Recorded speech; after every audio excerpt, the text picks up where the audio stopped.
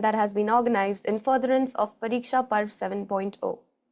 This is an interactive session where we'll discuss the topic of exam-related pressure and anxiety that the students, their parents, their teachers go through during these times. It's a significant topic, exam-related pressure and anxiety that the students, their parents, their teachers go through, as this can take a toll over their mental health.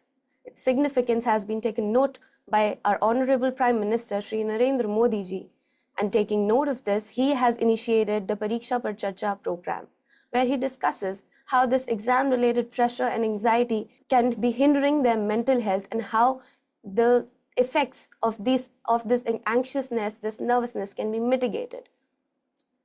Being inspired by this, NCPCR has initiated Pariksha Parv 7.0 with the theme of celebrating exams.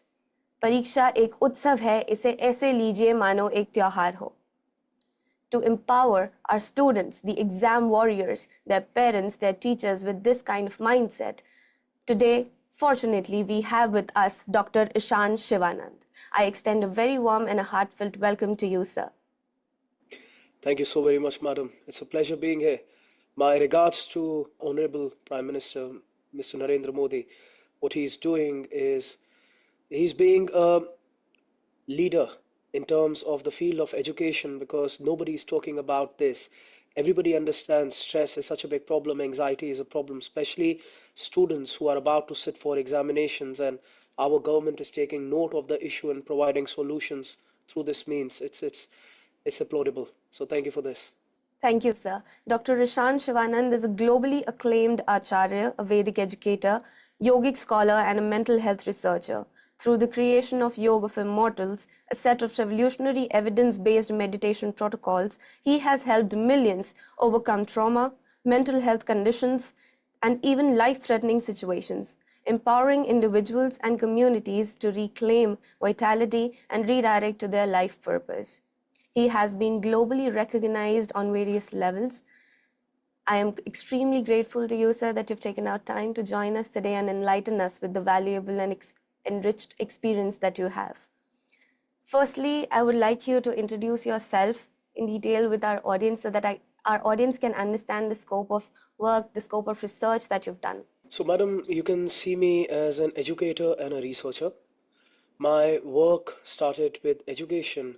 I'm an expert in Indian knowledge systems and non-pharmaceutical behavioral modification modalities like yoga and meditation. And my whole objective has been how to take these ancient traditions and make it applicable to the contemporary world. Because if I just ask an engineer or astronaut to do yoga as a rishi did it in the old times under a tree in a forest, it won't be conducive to their research. So we have to find out the core of those practices, the benefits of those practices, and how they can be applied in the modern world today. So the first objective was finding out those modalities that are actually useful and beneficial. Second was a rigorous scientific research, because when we are talking about mental health ailments, then the children that are suffering from mental health issues, or even the youth that are vulnerable or susceptible to mental health predicaments, we have to give them the correct intervention at the right time. We can't play with them. We can't overpromise and underdeliver. They have to be given something that can benefit them. And how we can actually make those protocols airtight is we do research. We do short-term research, mid-term research, long-term research to find out exactly how long the protocol needs to be practiced, where all the intervention, the input is needed in the children's life. And then we study, we do follow-ups.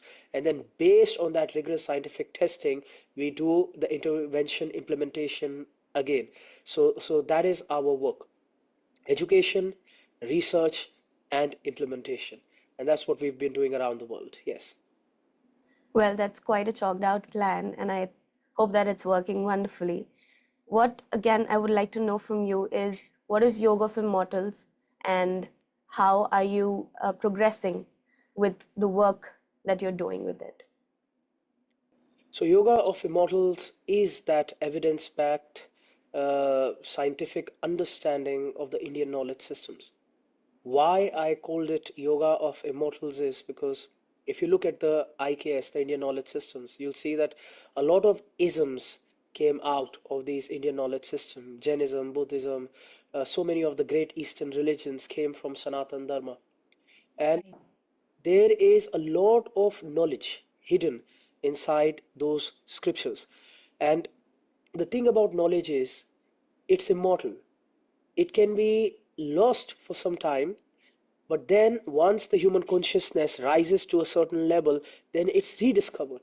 I'll give you an example. The Greek culture had created such strides in mathematics, and when the Dark Ages came, all those knowledge was lost. But when human beings during the industrial age, their scientific curiosity again increased, then they rediscovered those principles. So the principles on mental health that India has given are those universally applicable, immortal principles. So that's why I was inspired from this word Sanatan Dharma, which means eternal truth, this immortal truth. And from there comes Yoga of Immortals, which means the practice of this eternal truth that can easily be implemented into a high performing individual's life. And that's what Yoga of Immortal is. It is something that can easily be practiced, easily be integrated. In a way, you could call it an integrative health protocol that an individual can easily bring in their life. Yes. Well, that's quite impressive. A very basic question I'm going to ask you: what, according to you, is mental health? Because mental health is quite a relatively newer concept for the people in India. We tend not to address mental health issues quite so often in our households.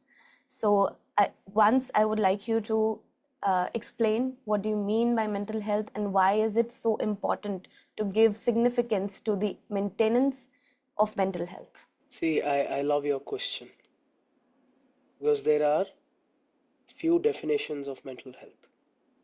If we look at the traditional Indian definition of mental health, and that means a self actualized individual that has accessed his inner potential, that is living the best life that he is supposed to live. He is happy, he is healthy, he has the power to let go or heal from any pain and trauma that comes in his life. That's healthy. You know, I'll compare it to somebody going to the gym, somebody who is at the peak of their physical nature. We call them healthy. जिसकी six pack abs है, जो marathon भाग पा रहा है, जो एक बहुत अच्छा बॉक्सर है, आप उसको हेल्दी बोलोगे, उसको आप एक्चुअलाइज बोलोगे कि इसने अपने पोटेंशियल को रीच कर लिया. So that was the Indian understanding of mental health. आज की तारीख में एक और अंडरस्टैंडिंग है, western understanding of mental health, जिसमें एक प्रिडिकमेंट है आपको, तो मेंटल हेल्थ की एक नेगेटिव कनोटेशन आती है, क्योंकि मेंटल हेल्थ के बाद आता है मेंटल हेल्थ इशू. कि मान लो आपकी एंजाइटी है या आपको डिप्रेशन है, आप दुखी हो और आपको पता ही नहीं आप कैसे डील करने वाले हो उससे. So mental health is then considered a set of protocols जिसमें somehow I have to accept that I am not same as my peers, as the people around me, and I am in a state of suffering, and I need tools to deal with it. So the tools are not for me to be the best version of myself, but the tools are for me to basically patch a leak that has somehow developed in my mindset. And who would like to accept कि वो कम है? Who would like to accept कि there is something wrong? And that's why हमने कितने सारे projects run किए, जहाँ पे हमने फिजिशियंस के साथ काम किया, हमने सोल्जर्स के साथ काम किया, and नाम था mental health, so yoga based mental health protocols. तो बहुत बार लोग साइन अप ही नहीं करते थे, because nobody want to accept कि मेरे अंदर कोई प्रॉब्लम है. फिर उसको हमने चेंज किया, rather than calling a mental health issue, we said this is a resilience training protocol, that this is a skill building. जैसे आप रेजिस्टेंस ट्रेनिंग करते हैं, वैसे आपके माइंड को भी रेजिलियंस की ज़रूरत है, because we live in a chaotic world. And the chaos in the world, in the economy around the world is just becoming more and more complicated. So when the world becomes complicated, we must become more resilient. And what we are teaching now is a resilience training model. So again, I would like to say, for me, mental health is a set of protocols and interventions and beliefs and behavior that help you become the best version of yourself. That's mental health. Yes, ma'am. Well, apart from our students who are quite understanding and accepting of the fact that yes, mental health is one of the major areas that they need to take care of, we have parents and teachers also here with us who would like to know whether how realistic that can these problems be, because once our children are becoming more aware of these issues and these problems, they tend to mold their problems in a way where they can't even explain what they're going through. So, for our parents and teachers, what can be certain symptoms where they can understand that yes, this child may need assistance to improve its mental health? So, ma'am, basic things like lack of sleep, a lack of attention, um, lack of motivation are all symptoms that there is an underlying issue that we need to deal with, because you have to understand, issues can come out in the form of anxiety. And in today's world, anxiety is extremely common because we are living in a world of non-substance abuse, whereas children are exposed to high levels of social media. They are exposed to an information barrage that has never been the case in the history of humanity. So our children are a part of this great big experiment. And if we look at the mental health graphs, we'll see that the graphs tend to go south when the advent of technology happens, when the internet comes and it becomes easily accessible, and then social media comes. So year by year, Right. so many efforts go in vain because the children are exposed and are being trained in this manner that is detrimental to their mental health. If we look at short form content, it is leading to a brain rot impact. So yes, our children are more susceptible and vulnerable to these issues, and simple things like a sleep hygiene. If the child is resting enough, if a child is lethargic all the time, if a child is uh, alienated, isolated, if a child lacks motivation or attention or focus, are some of the signs that a teacher can look out for and a parent can look out for. And then rather than scolding the child or screaming at them, that do better, there has to be an understanding of the issue, because many times we've seen the child themselves don't understand what anxiety is, and when that education happens, then they understand, okay, this is what anxiety is. And then once they are educated on the issue, then they must be educated on the intervention, that see, when anxiety comes, then these are the steps you must take, and over a period of time, when you take these steps, you will become much more resilient. So it is not just looking out for those symptoms, that is just half the key. Looking out for those symptoms, then understanding the severity of those symptoms, and then third, having easy access to interventions that can help a child deal with those symptoms. And then finally, follow up. See what's happening. See if the child is evolving. See if the child is coming out of that predicament. If the child is now having proper rest, proper sleep, are those anxious thoughts gone? And that follow up is that cycle that can actually help us take the child to the correct health scope. Yes. Well, let's move on to the major topic that we have to discuss today. So, while our students, the exam warriors, go through this exam related pressure and anxiousness and nervousness, what is your take on this kind of pressure that is building upon our students? Do you think that it is healthy, or what should be the way students should approach their exams? First of all, I would like to tell you that human beings are extremely resilient if the correct training is given. If I take a person who's not trained and I throw him in a battlefield, there are very low chances of survival. But if I give elite training to a soldier, based upon the training that he has received, he adapts, he evolves. So human beings in nature are extremely resilient people. We have survived in the Arctic. Even now, in places like Siberia, we live in minus 30-degree temperature. In Sub-Sahara, we live in the upwards of 40 degrees temperature. We live in islands where typhoons are running around all the time. Hawaii, where there are volcanoes. So human beings adapt. Human beings evolve. We are not as soft as we are taught to be. We have to understand this. We are strong. And look at nature provides the tools that are necessary. An eagle needs to hunt. It has the claws, it has the wings, it has the sharp beak. In the same manner, yes, stress is a reality of life and we will deal with stress, but at the same time we have a brilliant brain that can be taught. We have our cardiovascular system, we have our nervous system, which, if the correct skills are given to us, we can learn to control our heart rate, we can learn to control our thoughts, we can learn to focus. It is something that the subcontinent has been a master of. This is our greatest export, knowledge on how to deal with the mind. Since thousands of years, people came to our ancient universities to learn this. So, yes, if you ask me, is stress real? Definitely. But are we incapable to deal with it? No. We have the tools if the correct training is given. Yes, ma'am.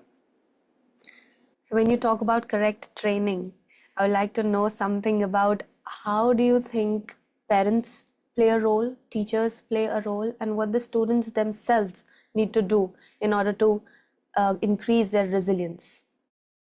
The key word here is awareness. Awareness. We need to teach students awareness. So, if we talk about meditation, meditation is nothing but learning awareness.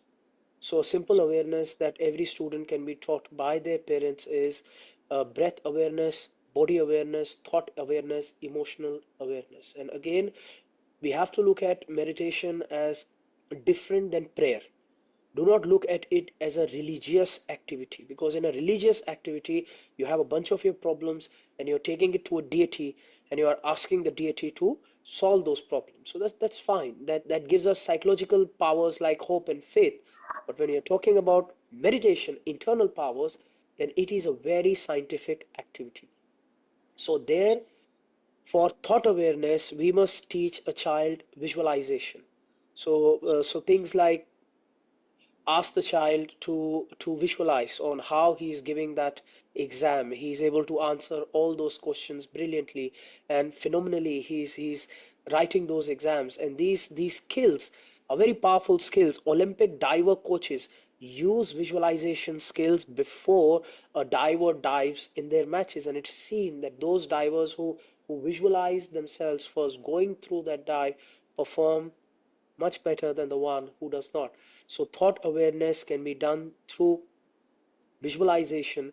Emotional awareness can be done through selective awareness of positive emotions. So, a child must be taught to practice gratitude. A child must be taught to practice joy, selective awareness. Tell them to sit and think. Fine, you have 21,000 things to complain about. What can you be grateful about? So before they are writing their exams, or before they are having a panic attack before the examination hall, they can just sit and they can do this gratitude that I'm very grateful that I'm going to give a very good exam, I'm going to have a very good result. And then comes the body and breath awareness. A simple thing that students can do is close their eyes, focus on their breath. Take a full breath in and feel the breath going from their lungs to their whole body. Just feel the body. This is a very powerful tool which was taught in practices like Yog Nidra. And we have seen this when we work with soldiers suffering from PTSD, that just this awareness of the breath, awareness of the body, can really help a student relax and come to the present moment. So something very simple: 10 deep breaths. Sit up quietly, close your eyes, take a deep breath, exhale. Take a deeper breath, exhale. Take a deep breath, feel gratitude, exhale. So these simple things, awareness-based meditations, and in those awareness-based meditation, teach the skill that a student must be aware of his body, physical sensations, his breath in and out. So parent can teach them some pranayams, some yogic breathwork techniques, thought awareness, visualization, and emotional awareness, selective awareness of positive thoughts like gratitude. This is a first step that parents can take to help the students. Yes, I guess that's a lot of information to take in one go, and we really need to come to one of your workshops to really learn how we can cope up with this kind of stress, especially in these times. You explained us about awareness-based meditation. So I would like you to build upon that. And while we use meditation as one of the tools to calm ourselves down, to deal with the pressure and the anxiousness we are going through, I would like to know what kind of mental and emotional state one should ideally be in while we are trying to meditate. the correct state would be, in Hindi we say drashta bhav. Drashta bhav means non-judgmental awareness. So that means no excitement if there is a good thought, and no repulsion if there is a bad thought. There is a goal and we focus on it. And a lot of other thoughts will come, and those thoughts may try to excite you, or they may try to create thoughts of melancholy or deviate you from your path. So, people who practice faith-based meditations, they do this.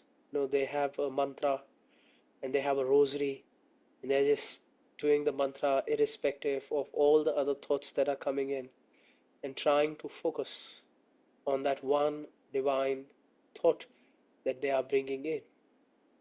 A person who doesn't have faith or is in the route of finding his faith can also practice this.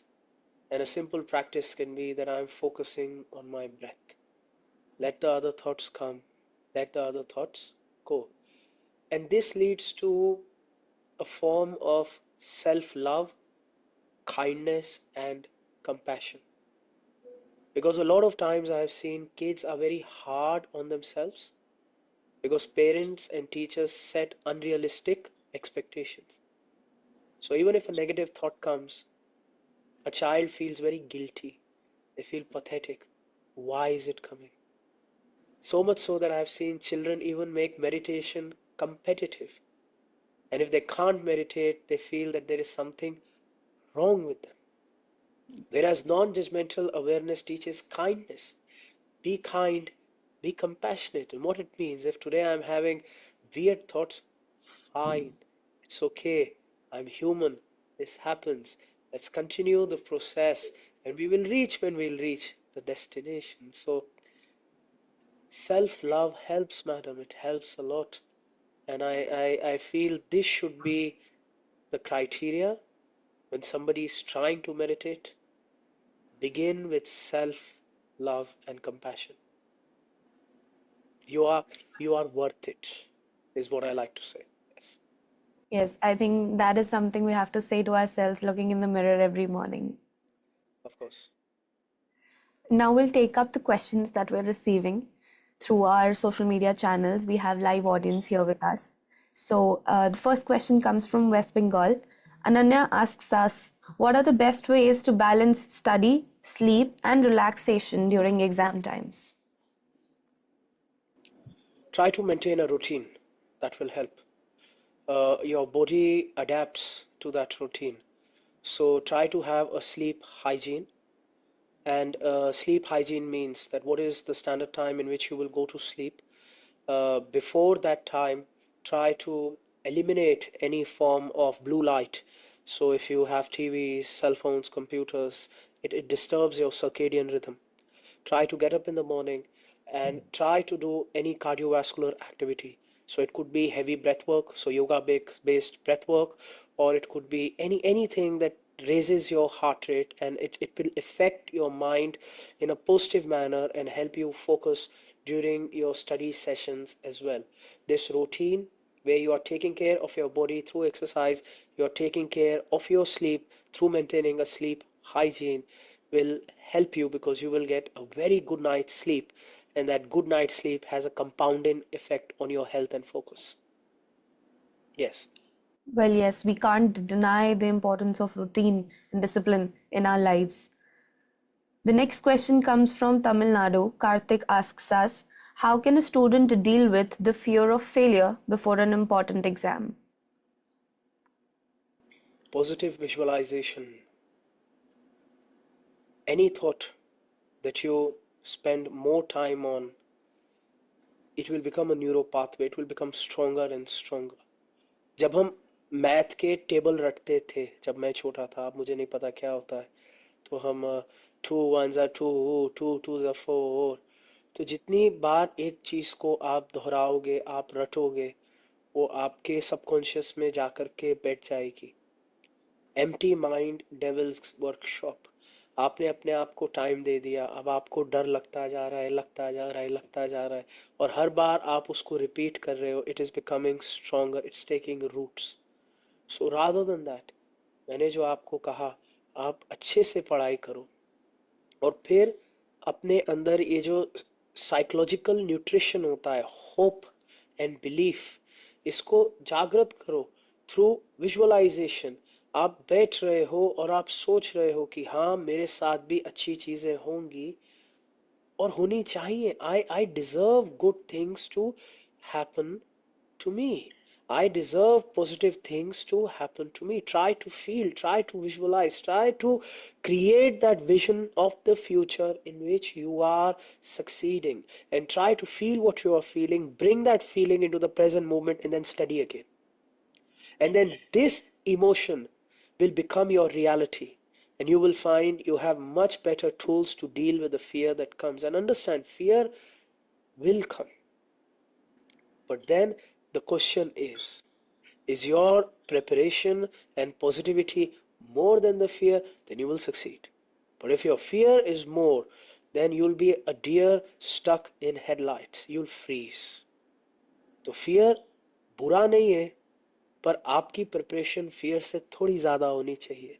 और जितनी आपकी preparation होगी, उतना आप जीतने की सक्षमता रखोगे. Thank you. Right. Another question comes from Assam. Nidhi asks us, how can students develop resilience to bounce back from poor exam performance? Resilience to bounce back from poor From performance. yes. So I'll say develop resilience, है ना. ऐसा मत सोचो कि this is just to bounce back from poor performance. Just develop resilience. So what resilience here are we talking about? If we are talking about mental resilience, then I would recommend कि आप, अब इसको मैं एक ऐसा example देता हूँ, जैसे वेस्ट के स्कूल्स में फायर की ड्रिल्स होती हैं. फायर ड्रिल्स का मतलब होता है कि वो ऐसे घंटी बजा देंगे फायर अलार्म की, और फिर वो सिखाते हैं कि जब फायर अलार्म की घंटी बजे, बच्चों को एक लाइन में यहाँ जाना है, वहाँ जाना है, ऐसा करना है, वैसा करना है. और क्यों प्रिपरेशन होती है? ताकि कभी अगर गलती से आग लगे, then children know what to do. It's a preparation. That preparation is called resilience. अगर आप सोचो कि आग लग गई, स्कूल भस्म हो गया, फिर मैं कह रहा हूं कि अब मुझे रेजिलियंस सीखनी है, पॉइंट क्या है?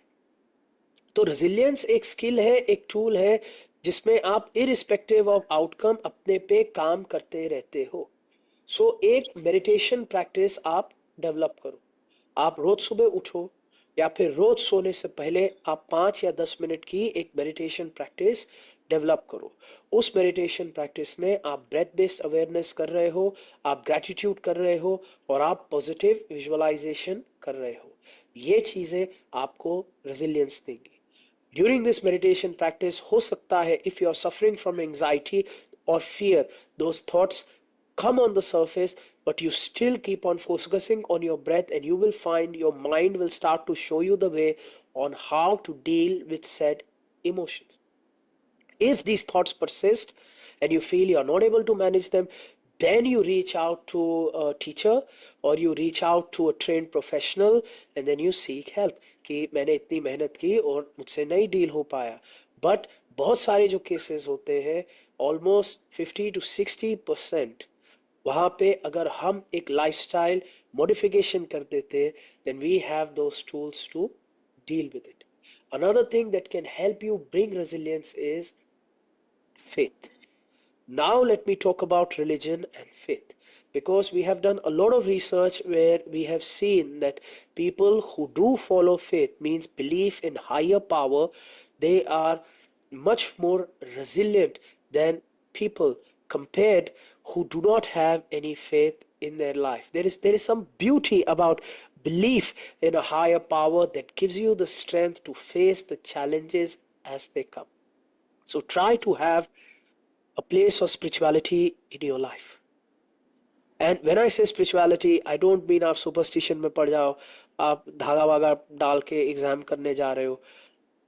जो हायर पावर है, जो भगवान है, उसके साथ एक रिश्ता बनाओ, एक एक एक कम्युनिकेशन रखो, एक प्रेयर रखो, उसको महसूस करो, उसकी शक्ति को ध्यान के दौरान अपने भीतर प्रवाहित होने दो. And this faith will also lead you to become more resilient. Because before you then get into a challenging situation, you will pray for strength.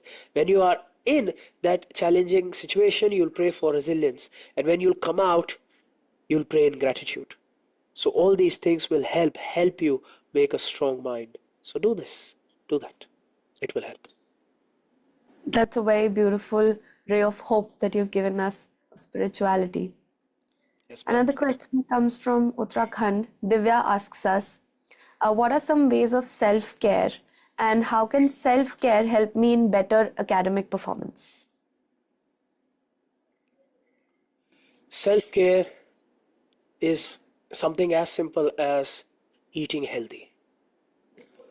I meet a lot of people who want to do self-care, but then they are putting unnecessary calories into their body. They are torturing their endocrine system with all the junk that they eat. So good nutrition is self-care. Good education is self-care. If you are sitting on the internet and doom scrolling from morning till evening, then you're leading to your own brain rot, and definitely your cognitive awareness will not be to that peak performance where it was. So just being aware simply of what you put inside your system, may it be from your eyes, may it be from your ears, may it be from your mouth, that's the best form of self-care. Then we can go one more level up. You can start to care about your body through exercise, through sleep. When I will sleep, when I will wake up, how much I need to put an effort on my body. Then self-care can be putting effort in your relationships, that being aware of who's toxic in your family, how to manage those toxic relations, who to be grateful to, how to cherish the positive relations, etc., etc. So self-care for me equates to awareness, where you at every step of the way are aware that what I am about to do, is it detrimental for my growth or is it going to help in my growth, and choosing to find the path of positivity. And trust me, Divya from Uttarakhand, was it? Yes, right. The path that you take every step every day is much easier than retracing the path back to the point of origin. So a good healthy choice today is much easier than erasing a bad choice of yesterday. Another question that comes in is from Himachal Pradesh. Tanya asks us that the thing that troubles me the most is last minute exam anxiety. So, how can I manage that? Yes, ma'am. So anxiety is a physiological response to stress. Your heart rate increases, your body starts to go into fight and flight mode, you get overwhelmed by a flush of thoughts. So it becomes extremely important to lower our heart rate to balance our body before we are giving our examinations. So let me teach you a basic, a very powerful meditation technique that you can do when you are uh, about to sit for exams. So this is your hand. So this is called a 4-point breath. Okay, this is 1, 2, 3, 4, 4, 3, 2, 1. Try to count with me. Madam, you also try. 1, Definitely. 2, 2, 3, 3, 4, 4, 4, 3, 3, 2, 2, 1. Now we 1. don't speak. We just count in our heads. Now, as we are counting, we take a full breath in and we take a full breath out like this.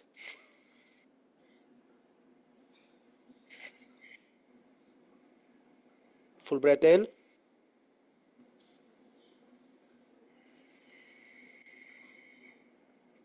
Now, focus. 1 is the top of the head, 4 is the sole of the feet. So when you are inhaling, your hands are counting, and your breath, you are focusing your awareness from the head down to the sole of the feet. And as you exhale, 4, 3, 2, 1, you are taking your awareness back to the top of the head. The most important thing is your breath should be slow and deep, as slow as you can. So let's do this. Close your eyes, close your eyes. Focus on your hands. Your hands are comfortable on your thighs. You're going to count like I taught you: 1, 2, 3, 4, 4, 3, 2, 1. I'm going to say the count, and with my count 1, 2, 3, 4, you will inhale, and your awareness will go from the head to the sole of the feet. Take a full breath in, deep breath in. 1, 2, 3, 4. Exhale. 4, 3, 2, 1. 1, 2, 3, 4, 4, 3, 2, 1. Inhale. 1, 2, 3, 4, 4, 3, 2, 1. Head to toe. 1, 2, 3, 4. Toe to head. 4, 3, 2, 1. Slower, as slow as you can now. Last 3 breaths, as slow as you can. 1, 2, 3, 4, 4, 3, 2, 1. Last 2. 1, 2, 3, 4, 4, 3, 2, 1. Last one. 1, 2, 3, 4, 4, 3, 2, 1. Relax. So when you do this technique, if you do it with both the hands, it will balance your left and right brain. You must have seen long ago the fidget spinners came, and there was a correlation that if you can keep your hands busy, it sort of relaxes your mind, and especially if you're suffering from ADHD, etc. So you don't need a fidget spinner. We have fingers. So use your fingers to count, and then take a deep breath in, deep breath out, focus your awareness. And what this is doing is, this is reducing your heart rate. This is balancing your nervous system. This is relaxing you. And it's very tough to be in a state of anxiety if you are relaxed. And when you are relaxed, you're more focused. Then give the exam. So 2-3 minutes before, right before giving the exam, just do this. Find a corner, close your eyes, center yourself, and then go give a brilliant exam. I'm sure you will do phenomenally. Yes. Well, that technique, what it did for me was, while I was doing the counts on my hands and I was focusing on my breath, no other thought came to me. Brilliant. And that's the point, madam. That is the point. To Yeah, recenter so yourself. great. So that was very effective. Thanks from my side to you for giving me that. Another question comes from Gurugram. Urvika asks us, hello sir, I am in dilemma what to do after class 12th. I want to do so many things in life. I have no clear goal. How do I have a firm goal?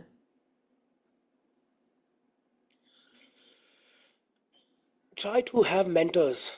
That's what helped me, madam. So in India, we have this concept of guru, and right now this word has been watered down and quite diluted. But this word guru is a very powerful word. If you try to think of it in the English language, then it's mentor. So what I would suggest, Preeti, is look around in the world. Who would you like to be like? Uh, and don't just go on superficial things like, oh, they are pretty, I want to be like them. Oh, they have so much money, I want to be like them. Look at their mental health. Look at their relationships. Look at how they are bringing value to their society and country. Look at how they are able to succeed. And um, it's quite visible if you do a deep dive research. And then once you have those mentors, then try to walk the path that they guide you towards. And you can't just blindly choose a mentor, and you can't just say that, oh, मेरी mummy ने कहा है तो वो मेरा mentor हो गया. सोचो अगर द्रोणाचार्य और अर्जुन की ऐसी रिलेशन होती तो कहाँ महाभारत जीती जाती. तो आपको एक इतना विजडम तो अपने अंदर लाना होगा. अब आप 12वीं पास कर रहे हो और 12वीं तक पढ़ने में आपको इतनी तो गाइडेंस मिली गई होगी, इतने तो अच्छे बुरे की सच झूठ की समझ आ गई होगी कि आप देख सकते हो कि एक बढ़िया मेंटर कौन हो सकता है. और वो मेंटर्स ढूंढो और उन मेंटर्स के रास्ते पे आप चलो. एंड आप फिर जो कुछ भी पाना चाहते हो आपको मिलेगा. पर अगर ये गोल नहीं हुआ, अगर लाइफ में अच्छे मेंटर्स नहीं हुए, तो हम बिन डोर की पतंग के समान है. झोंका आएगा हमें कहीं ले जाएगा. और आज की तारीख में दुनिया बहुत जल्दी बदल रही है. जो चीज़ 20 साल पहले सच थी अब झूठ होने वाली है. आप देखो कितने सारे प्रोफेशंस खतरे में हैं. अब एआई टेक्नोलॉजी पेंडोरास बॉक्स से बाहर आ चुकी है. तो अब एक प्रॉब्लम भी है, साथ में एक अपॉर्चुनिटी भी है. अब आप चुन सकते हो. A time of crisis is also a great time of opportunity. 90s के दशक में हर कोई दौड़ दौड़ के इंजीनियर बन रहा था. But even that scope is changing. The healthcare industry is changing. The mental health industry is changing. Even if you try to look at the Indian wellness, IKS based industries, they are changing. The whole world is now looking towards India for wellness solutions, may it be nutraceutical or may it be lifestyle uh, solutions. So there is a lot of scope. So look around, keep your eyes open, find some mentors, and I'm sure you will succeed. So thank you, Preeti. This is a beautiful question. And देखो इतनी maturity है आपके अंदर कि आप भेड़ चाल में नहीं चल रहे. ये तो पहले ही एक बहुत बड़ा ग्रीन फ्लैग है. So I'm proud of you. Thank you. Well, there goes the importance of mentors, very beautifully explained. Another question that comes in is from Tripura. Tarun asks us, how can a student overcome the habit of procrastination during exam season? Find right ways of relaxation. Procrastination occurs when we do not know the difference between numbing and relaxation. So a person may feel if I'm sitting and eating, that's relaxing. No, that's numbing. I'm sitting in front of the television. That's numbing. That's not relaxation. And when a person grows up, we have a lot of problem of substance abuse as well. And when I work with such kids who are into substances, I ask, why do you feel there is a need? And they say, oh, this is our way of relaxing. There's so much stress. And I try to make them understand, how is this relaxation? Relaxation is that state in which your body heals itself. Numbing is the state where the problem still persists, but you are just ignoring that problem for some time. Once that state ends, the problem will be facing you immediately afterwards. So if you are getting stressed, examinations are coming, and you are procrastinating by being on the cell phone or watching TV. You're just numbing yourself. This is an addictive behavioral trait that is going to be extremely detrimental in the future. So you must nip it in the bud, because the moment you stop procrastinating, then that stress will return, maybe twice as severe, because now time has lapsed and you have still procrastinated. So try to find out ways that actually relax you. Those ways can be sports. Give a healthy time during the day for your physiological health. It could be scripture. Give some time of the day to motivate yourself, inspire yourself by taking a deep dive into history or scripture or literature. Find ways to be inspired. If you live in your cocoon, small little cocoon, you will never be inspired and you will always find reasons to procrastinate yourself. So inspiration is extremely important. And of course, meditation is a beautiful way where you can learn to relax. And if you relax, then you will not find a need to procrastinate. Yes. Well, while relaxation is one of the ways, I think another thing that bothers the students is how to improve their concentration. And that's where another question comes in from Delhi. Ayush asks us, how can I improve focus and concentration while studying?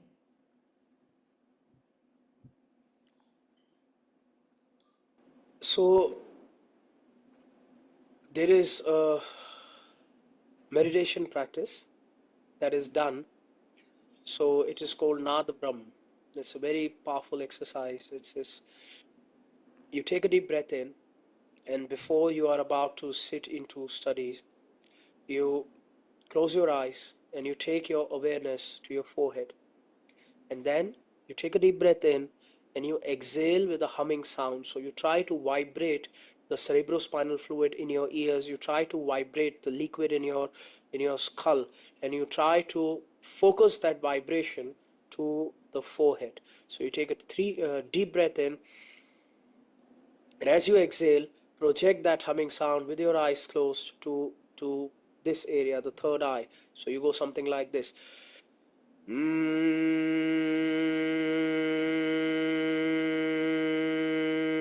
And you stretch the breath as long as you can. You stretch that humming sound as long as you can. Then when you've done it 3 times, then you do fast breathing. Fast breathing to increase your heart rate as much as you can. So think of breathing like a dog, but with the mouth closed. So you're breathing fast. You do that for 30 seconds, then you relax, and then 3 times. You just focus on your forehead, take a deep breath in, and exhale with a humming sound.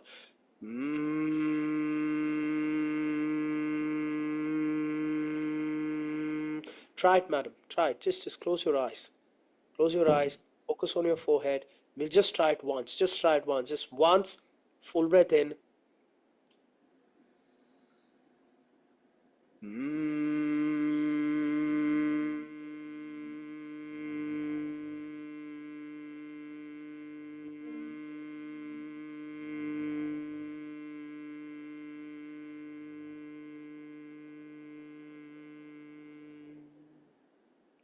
Excellent. How do you feel?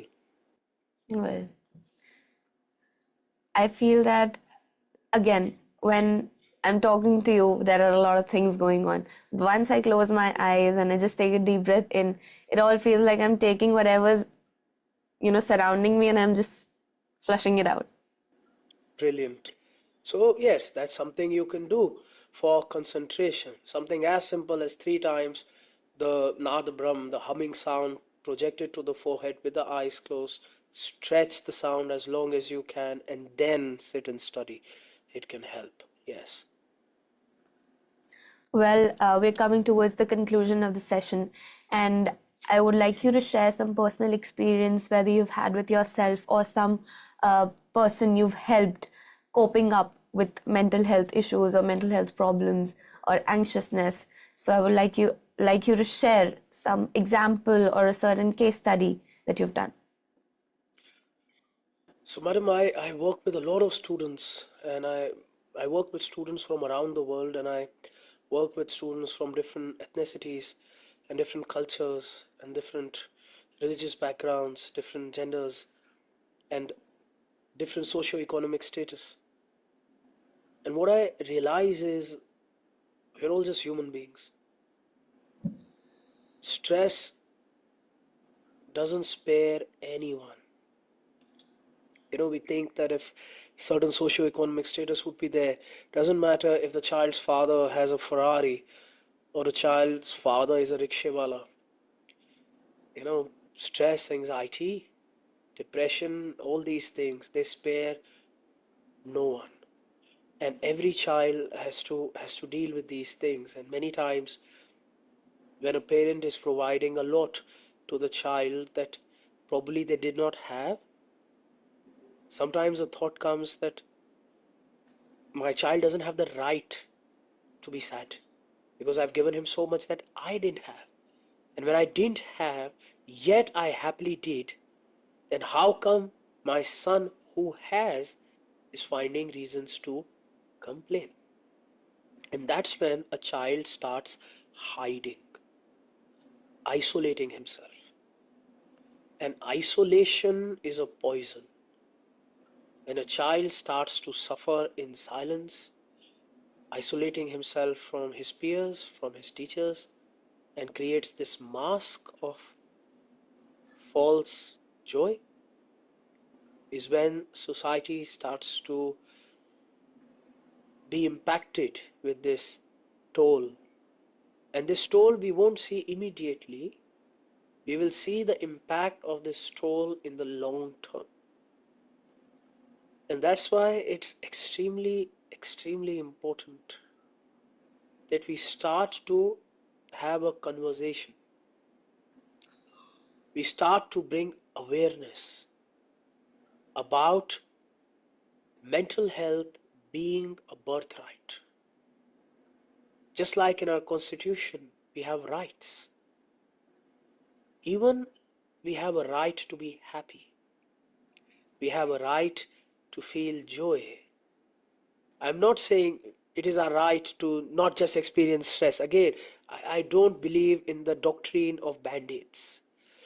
It's a very Western concept, and yes, I am trained in the classical Western concept as well, but I am inspired from the Eastern Indian modalities. And in our culture, we believe there is so much more that we can achieve, and each child should reach his true potential. And it's only when we have that conversation is when good things will happen. And I've seen that in my life every single day. If the right tools are provided to the children at the right time, they sure have an opportunity to shine. And not just shine, they have the power to break generational curses of poverty, generational curses of abuse, generational curses of, the list goes on, but they can break those courses. And I've seen that in my lifetimes, and not once but thousands of times. So what I say is what my mentor used to say, what my guru used to say: cure is possible, joy is possible. And I hope you can find that, every single one who is listening to our program. And if anywhere I can be of any help and assistance, I would love to do that. Well, is there any way that our audience can get in touch with you?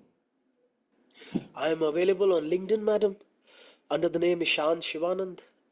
So maybe the audience can find me there. And in India, do you have any operations in India? I have started a project with Bharti Vidyapeeth where we are working with lots and lots of medical students, and I will also be starting a project with IIT Roper, Roper, yes, where I'll be working with a lot of engineering students as well. I work with Neotech Engineering Institute in Vadodara, and I also work with the Roomta Institute in Raipur. So generally my work is in higher education, but I would love to work or partner, if any time, with the government on elementary levels as well. Well, that's great to hear. And I hope the audience had a valuable and enriching experience from this session. We got to learn a lot of things from you. I'm extremely grateful that you took out time for us and we have discussed so much in detail. Anything that you would like to add further? Well, I would like to say to your audience, if you're sitting here, I applaud you. You value your mental health. Please continue on this path, and and I hope you can have a beautiful, divine, prosperous, and happy future. Thank you for listening. Thank you so much for joining us.